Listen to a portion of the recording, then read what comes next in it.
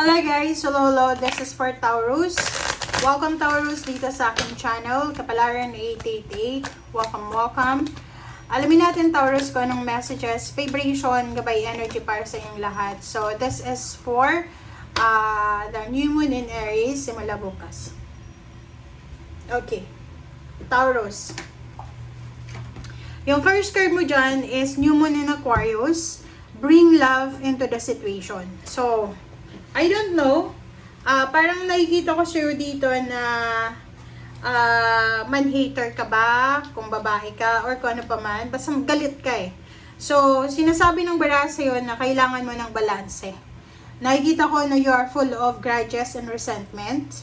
And there's a situation, simula ngayong araw nito, may isang sitwasyon na kailangan mong pairalin ang pagmamahal kaysa sama ng loob or grudges or resentment, sukulam, galit, or hinanakit. Okay. Taurus.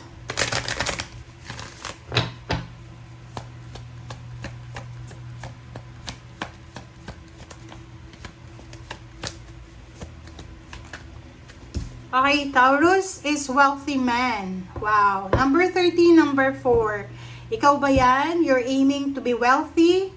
Or ikaw yan, babae ka or lalaki na isang mayaman na lalaki ang napaka-importante sa buhay nyo sa araw na ito. So, please comment down below.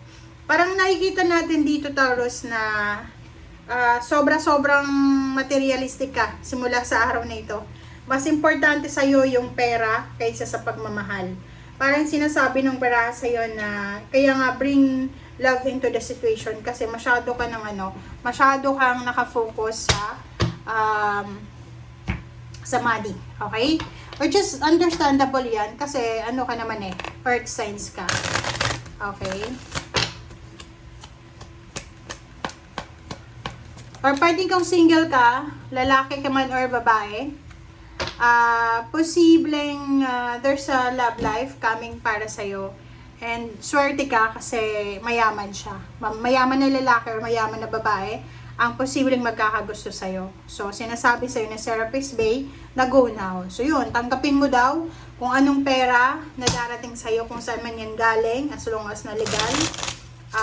Mayaman na manliligaw, mayaman na kaibigan, mayaman na partnership or ano pa man, tanggapin mo daw.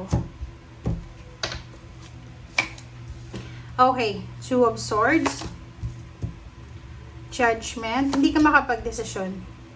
Eight of Swords, and then the Moon. Puro negative siya guys, oh. Tingnan mo. Ang nakikita natin dito, Taurus, na may isang desisyon ka, isang napaka-importante, napaka-crucial na decision making ang kailangan mong gawin sa ngayon.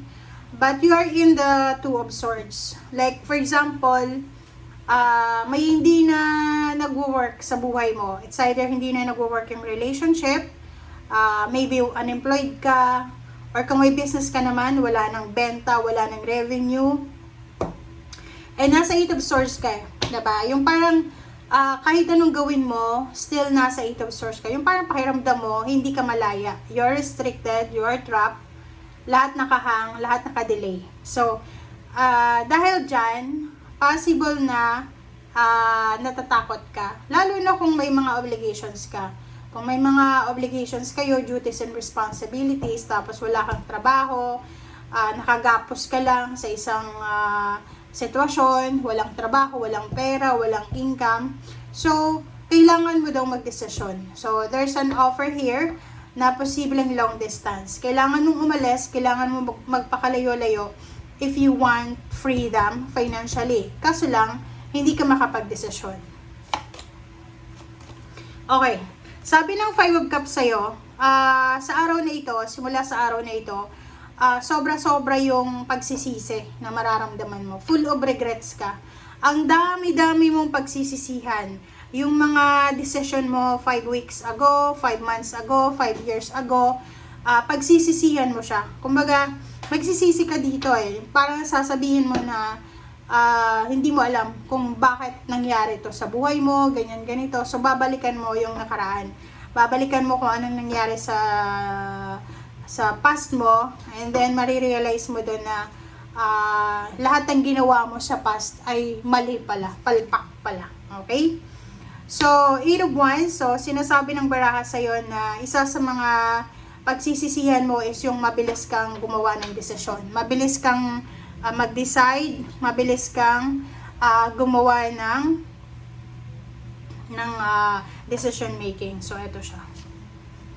Okay, so sa pink pera din, ganun din. Sinasabi ng baraha sa'yo dito na magsisisi ka, lalo na kung nag-resign ka. Nag-resign ka sa trabaho, umalis ka, or may nakaaway ka sa loob ng company. So, yun yung mga regrets nyo, Taurus, na naging aggressive ka, impulsive ka, naging mataas yung pride mo, parang ganun.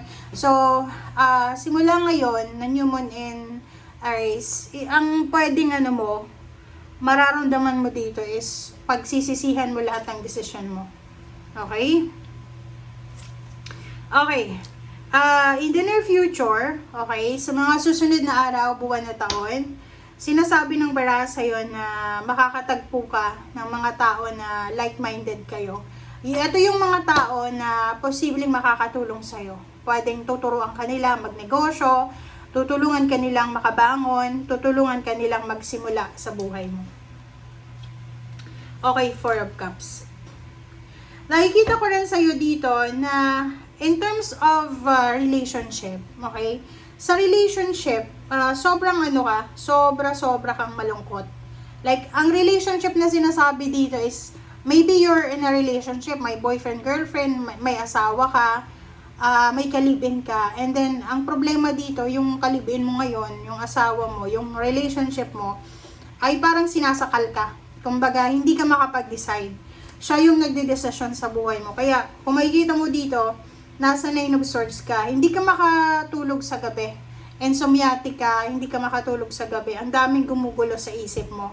Marami kang pinanghihinayangan. Naghihintay ka ng tulong.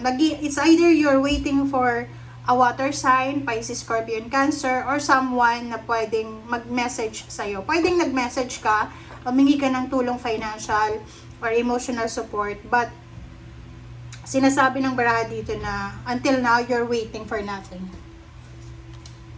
Okay, 6 of Cups.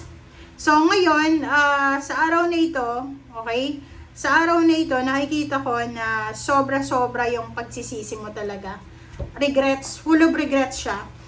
Sinasabi ng baraha na babalikan mo, magre-reminisce ka, babalikan mo kung ano yung nangyari sa nakaraan, lalo na if you're in a relationship with water sign, Pisces, Scorpio, and Cancer, or yung masasayang situation, occasion kasama ang pamilya mo. So, nakikita ko sa'yo dito na malungkot ka, na parang wala kang gana sa buhay. Okay? So, please comment down below if you resonated. Bye!